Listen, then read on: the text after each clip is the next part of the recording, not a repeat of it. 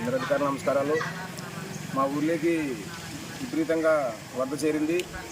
ఈ నీళ్లు కొంతసేపు ఉంటే స్కూల్లో కూడా వెళ్ళిపోతుండే. స్కూల్లో కొన్ని పిల్లలకి ఇచ్చి బియ్యం ప్యాకెట్లు, నేమ్ బోర్డులు, టీవీలు అన్ని పైరువులు పెట్టినాము. ఇక్కడ రాకపోకలు కూడా బంద్ అయింది. తెరనేకల్లు, బయలుప్పల, అగ్రహారము. కాబట్టి ఉన్న అధికారులు ప్రాజెక్టుల దృష్టి తీసుకుని ప్రాజెక్టు వాకిన్లు కొద్దిగా తెరిపించాలని కోరుతున్నాం. ఎందుకంటే ఇలా జరిగితే ఊర్లోకి నీళ్ళు వస్తే విపరీతంగా నష్టం జరుగుతుంది. ఇంట్లో సామాన్లు అన్ని రకాలుగా ఇబ్బంది అవుతుంది. కాబట్టి ఉన్నతాధికారులు ఈ దృష్టికి స్పందించి ఈ రాకపోకలు కూడా పూర్తి ఇబ్బంది అయింది. వచ్చిన ప్రయాణికులకు అందరికీ ఇబ్బంది కలిగి వెనక్కిపోతున్నారు.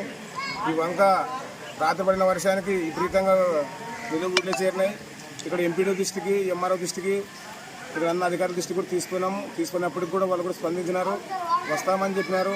కాబట్టి వచ్చి ఇక్కడ అధికారులకి వినపం ఏమంటే మా ఊర్లో నీళ్ళలో చూసుకోవాల్సిన బాధ్యత అధికారులు. కాబట్టి ప్రజాప్రతినిధులు, అధికారులు స్పందించి ఈ ఫ్లైఓవర్ బ్రిడ్జి ఎత్తి పెంచి మాకు ఇక్కడ తిప్పనూరు బ్రిడ్జిలో కడితే రాకపోకలకి బాగుంటుందని చెప్పి అందరికీ వినపిస్తాం.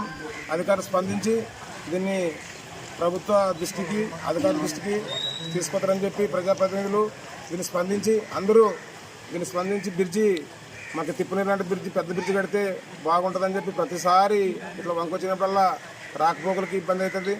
కాబట్టి ఇక్కడ స్కూళ్ళకి అన్నిటికీ ఇబ్బంది అవుతుంది. కాబట్టి ఈ స్కూల్ కూడా విపరీతంగా నిలిపోయినాయి. దీంట్లో వస్తువులు కూడా కొన్ని పాడైపోతుంటే మేము బీగాలు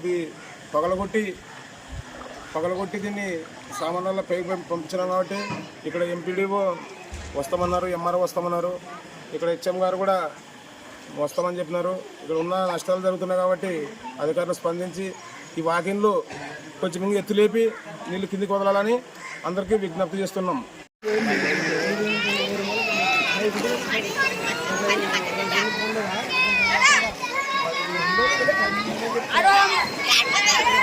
Hey!